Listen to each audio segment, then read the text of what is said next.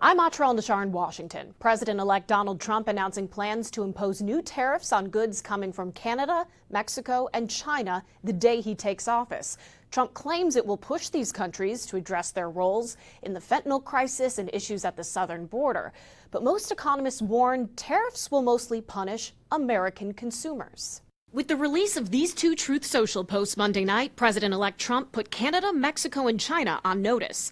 On day one, he says, "I will sign all necessary documents to charge Mexico and Canada a 25% tariff on all products coming into the United States and its ridiculous open borders. This tariff will remain in effect until such time as drugs, in particular fentanyl, and all illegal aliens stop this invasion of our country. And on fentanyl coming from China, until such time as they stop, we will be charging China an additional 10% tariff above any additional tariffs on all of their many products coming into the United States of America."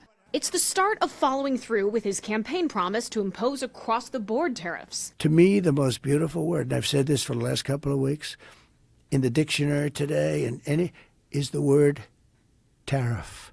It's more beautiful than love. Economists warn tariffs of this magnitude will inflict the most pain on American consumers by raising prices on everyday goods. Even Trump's own nominee for Treasury Secretary, Scott Bessent, said as much back in February. So what will tariffs be? Tariffs are inflationary. He's a vocal supporter of Trump's plan now, but in the past, Bessent has said the threat of tariffs should be a powerful negotiating tool rarely implemented. Mexico's president says one tariff would be followed by another in response, and so on until we put at risk common businesses. China warns no one will win a trade war, and Canadian Prime Minister Justin Trudeau will soon gather regional Canadian leaders to discuss a path forward.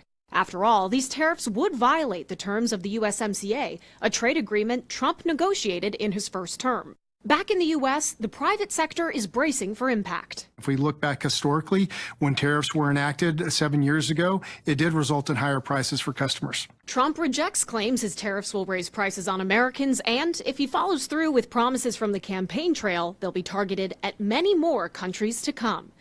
In Washington, I'm Attleboro reporting.